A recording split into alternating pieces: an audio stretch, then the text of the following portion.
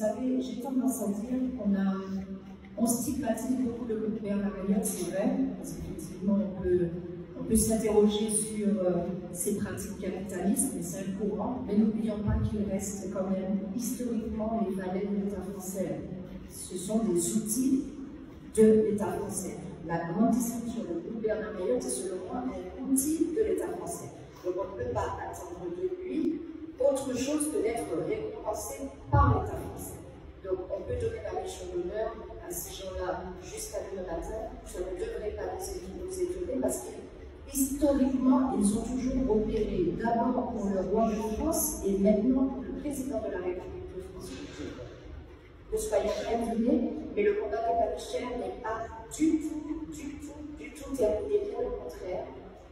C'est du courage, de la connaissance, de l'endurance et surtout de la cohésion avec l'ensemble de nos territoires qui feront que le prix de la vie va baisser sur l'ensemble de nos territoires. Et en même temps, on a vu les menaces de Trump, on a vu, et M. Manuel Valls l'avait dit, si nous ne répondons pas à cette question de la vie chère et aux problématiques soulevées par ce groupe qui est le RCRA, n'oublions pas que la Chine, la Russie, les États-Unis regardent avec des yeux très attentifs ces territoires.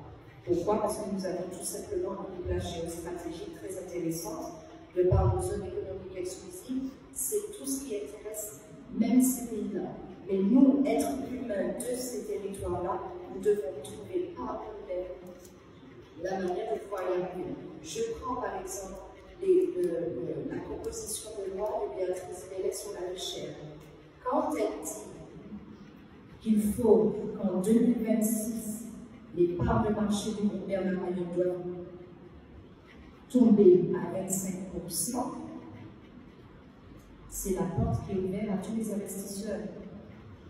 Nous n'allons pas faire le jeu de laisser l'Europe, des investisseurs européens, sous prétexte que nous sommes dans l'espace Schengen ou bien tout simplement que nous sommes des territoires français, ne laissons pas des investisseurs extérieurs venir investir chez nous. Là où le groupe Bernard Elliott va abandonner certaines parts de marché. Donc il faut faire appel à nos grandes personnalités, nos sportifs, nos acteurs, nos chanteurs, nos investisseurs, nous-mêmes, peut-être créer des coopératives, créer aujourd'hui un savoir intellectuel qui va nous permettre de pallier à cette situation économique qui arrive demain. Si la proposition de Mme Béatrice Bellet passe et que les parts de marché du Bernard Elliott tombent à 25%, sachant qu'ils sont, je crois, à 32 ou quelque chose comme ça, mais il va falloir qu'on récupère ce qu'ils nous vendent. Il va falloir qu'on s'organise. Donc, un appel est lancé aussi aux riches de ce territoire, qu'ils soient sur le territoire ou ailleurs, d'ailleurs, des gens qui sont martiniquais. Bonjour Madame Boussard.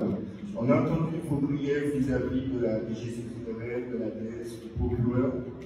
Est-ce que je vous comptez pour dire qu'on connaît l'État français pour son inaction dans cette histoire de la vie chère, sa complaisance, voire sa complicité vis-à-vis des grands groupes et des personnes qui peuvent en réaliser sans carte d'identité? Avec plaisir. Oui, bien sûr. Je pense qu'il faut d'abord atteindre un niveau politique pour le faire. Mais si je trouve des camarades qui sont prêts à le faire, nous le ferons. Mais il est question, évidemment, de porter plainte au plus haut point parce qu'il y a un non-respect de la Charte et de la Déclaration des droits de l'homme qui, dans son article 5, prévoit normalement que l'on puisse se nourrir de manière saine et à un prix abordable. C'est pas moi qui le dis, c'est leur propre déclaration qui ne respecte pas. Je pense qu'on peut engager une procédure au Parlement européen, au niveau de la Cour européenne, pour non-respect de la France de ses propres engagements sur la Déclaration des droits de l'homme. C'est envisageable.